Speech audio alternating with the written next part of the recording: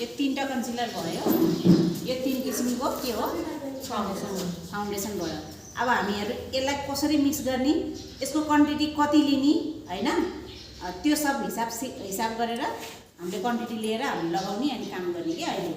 अब यो कन्सिलर कि यो कलर भयो भने अब अलिअलि पहेँलो छ, धेरै पहेँलो छैन, यो अलिअलि हल्का रातो छ, धेरै रातो छैन हैन, यो हरियो छ, एकदम डिप हरियो पनि छैन। हामी यिनीहरु किन युज गर्ने भनेदेखि अब सबैकोमा एकदम गोरी मुख हुँदैन, कसैको दाग हुन्छ हैन, डार्क सर्कल परे हुन्छ, कसैको मुखै कालो हुन्छ, स्किनै के मतलब पुरै स्किनै कालो हुन्छ, त्यसको लागि अनि त्यसपछि दागको लागि। त्यसपछि यो कहिले मिक्स गर्दाखेरि हाम्रो फाउन्डेसन कम परे हुन्छ, कहिले कोही ठाउँमा जाँदाखेरि इमर्जेन्सी परे हुन्छ, त्यसमा हामीले यो पनि मिक्स गरेर लगाउन सक्छौँ हैन। यो यिनीहरु कसरी मिक्स गर्ने, कति मिक्स गर्ने, अनि यो मिक्स गरेर अब तपाईले ब्राइडल मेकअपमा यति मिक्स गरेर लगायो भने के हुन्छ भन्दाखेरि ब्राइडलहरु धेरै केटीहरु धेरै रुन्छ।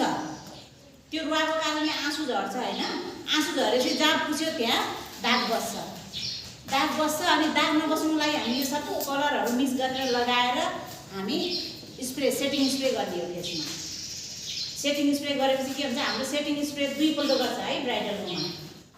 नर्मलमा हामीले के गरे 1 पल्ट गर्छ, किन अस्ति हामीले 1 पल्ट सिकाए नि, 1 पल्ट स्प्रे गरे, तर अब हामी के गर्छ 2 पल्ट स्प्रे गर्छ। त्यसैको लागि हामी यो युज गर्दै छौं है।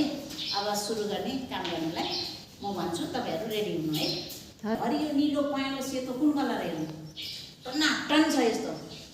कम्पनीले दुनियाँभर राखेको छ बिक्री गर्नुको लागि, यताउता गर्नुको लागि, त्यो मान्छेलाई आकर्षित गर्नुको लागि हो। हामीलाई मेन भनेर चाहिएको यति भयो नि हामीलाई काफी हुन्छ। ब्राइडलको लागि मिक्स गर्नु सिक्नु पर्यो हैन, लगाउनु सिक्नु पर्यो, सेटिङ स्प्रे गर्नु पर्यो।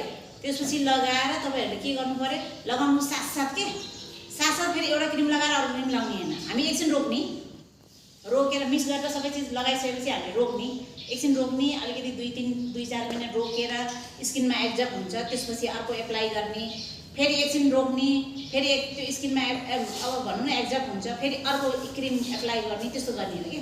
हामीले अहिलेसम्म गरिरहेको एकदम नर्मल हो, त्यो एकदम राम्रो हो। अब त्यो भन्दा पनि अलिकति राम्रो यो रुँदाखेरि आँसु नझर्नुको लागि है। आँसु झर्ने तर नपुस्नुलाई गर्नु पर्यो नि त। आज यो गर्ने, भोलि पनि त्यो गर्ने, त्यसपछि पर्सि र निको पर्सिको लागि लास्टै बनाउँछु म भनेर कि त निको पर्सि। किनभने अब अहिलेसम्म हामीले गरे त सबैले सधैँ गरिरहेको चिज हैन, सधैँ त गर्छ नि, त्यही भएर है। ल